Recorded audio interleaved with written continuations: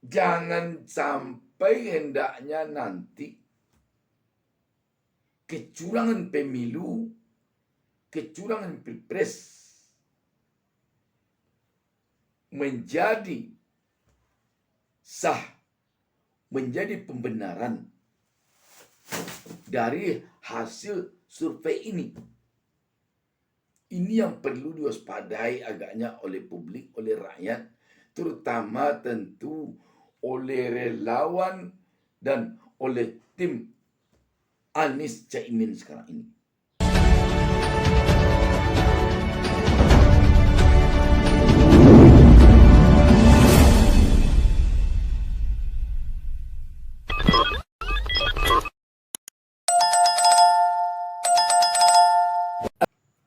Assalamualaikum warahmatullahi wabarakatuh. Alhamdulillah kita dapat bertemu kembali. Saya Busta Minarda. Tak lupa mendoakan kepada Allah Subhanahu wa taala, Tuhan Yang Maha Esa.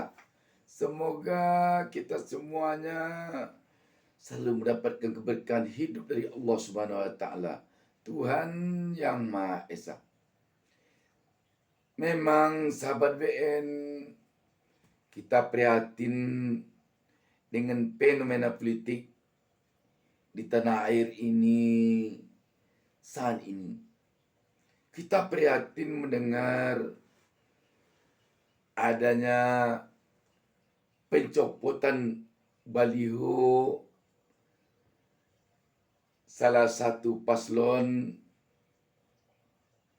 di Bali ketika Presiden Jokowi akan datang ke sana. Memang ada yang mengatakan itu bukan pencopotan, tetapi penggeseran. Digeser saat presiden akan datang. Tetapi apapun namanya, di tengah-tengah publik tentu kesannya akan menjadi lain. Untuk apa digeser baliho-baliho paslon itu?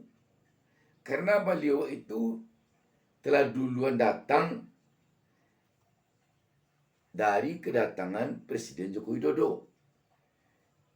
Dan harusnya kalau memang beliau itu akan mengganggu bagi Presiden Joko Widodo, lokasi acara Presiden Joko Widodo yang digeser, jangan beliau orang yang sudah lama berdiri digeser. Demikian pula kita mendengar Presiden Joko Widodo juga bertemu dengan relawan pendukung Prabowo Gibran di Bali. Tapi sahabat BN, biarlah itu menjadi persoalan tersendiri yang tidak akan kita bahas pada kesempatan ini. Sekarang kita ingin melihat bagaimana Anies Baswedan disambut antusias oleh warga masyarakat ketika saat ini dia berkeliling di Pulau Sumatera. Mulai dari Aceh, Sumatera Utara, Sumatera Barat. Semalam Anies Baswedan bertemu dengan warga masyarakat di kota wisata Bukit Tinggi. Walaupun pertemuan itu tampaknya diguyur hujan, namun sama sekali tidak menyurutkan semangat para pendukung simpatisan Anies Baswedan untuk tetap bertahan dalam guyuran hujan itu guna mendengarkan penyampaian dari Anies Baswedan. Satu hal yang amat menyentuh dari penyampaian Anies Baswedan di Bukit Tinggi ini, Anies meminta atau memohon kepada para khatib Jumat agar menyampaikan tentang hal-hal yang berkaitan dengan gempuran Israel Zionis itu terhadap warga Palestina. Ani meminta agar para khatib Jumat di masjid-masjid agar mendoakan supaya Palestina cepat rakyatnya terlepas dari cengkraman kekejaman Zionis Israel ini. Sahabat BN, kita melihat Anies Baswedan dan Caimin ini benar-benar kelihatannya punya komitmen yang kuat terhadap persoalan-persoalan yang berkaitan dengan keagamaan ini. Beranjak dari sana kita melihat di mana-mana kedatangan Anies disambut antusias oleh warga masyarakat. Di Makassar contohnya dulu, Anies disambut tidak kurang dari 1 juta rakyat. Di Purworejo demikian juga. Di Depok beberapa hari lalu, Anies disambut tidak kurang dari 1 juta rakyat pula. Demikian juga di Aceh, di Sumut, di Sumatera Barat, di Lampung, dan lain sebagainya. Namun yang jadi pertanyaan, kenapa kok Anies pada hasil-hasil survei selalu berada di urutan terakhir lembaga-lembaga survei yang melakukan survei. Dan anehnya lagi, di polling channel YouTube, Anies selalu menjadi pemuncak, mengalahkan dengan sangat telak calon atau pasangan-pasangan calon lainnya.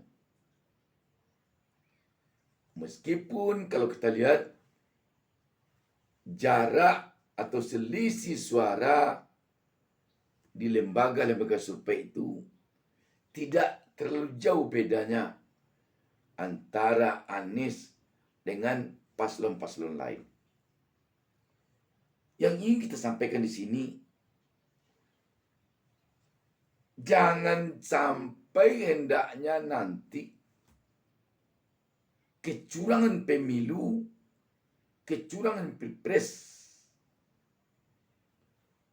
menjadi sah, menjadi pembenaran dari hasil survei ini.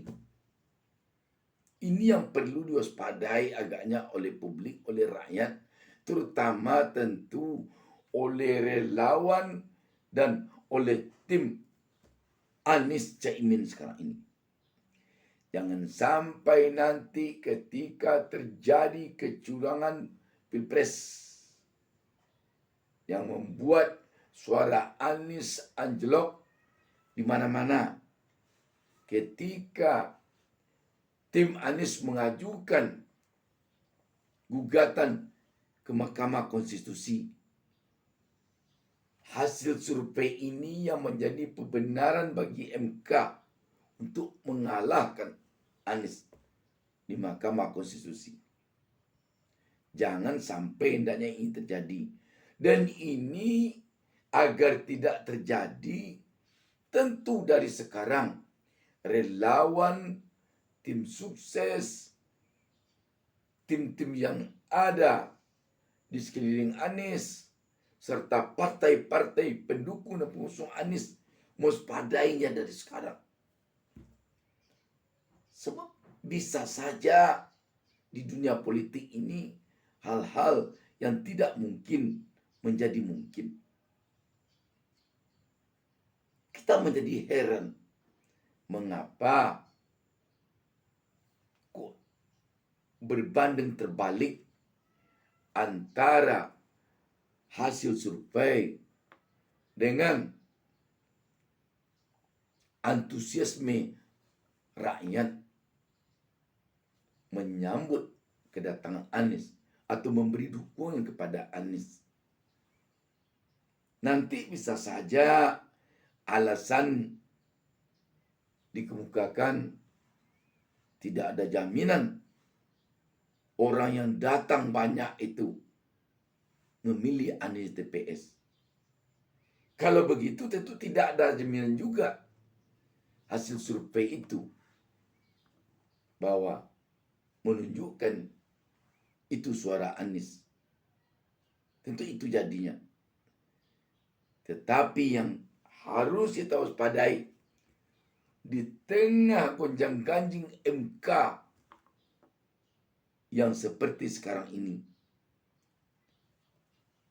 tentu rakyat harus waspada terhadap berbagai kemungkinan yang bisa saja terjadi nanti, yang membuat pasangan Anies Caimin kalah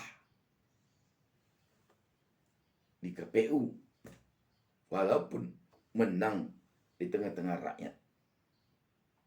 Sahabat BN, ini kerja keras yang harus menjadi tugas dari rakyat untuk mengawasi jalannya penyelenggaraan Pilpres ini dari tahap demi tahap sampai kepada tahap pengumuman suara nanti. Ini kerja keras seluruh rakyat. Sebab tentu kita yakin rakyat tidak ingin suaranya dicurangi nanti oleh siapapun juga, oleh kelompok manapun juga di dalam Pilpres atau pemilu. Itu saja. Wassalamualaikum warahmatullahi wabarakatuh. Jangan lupa subscribe.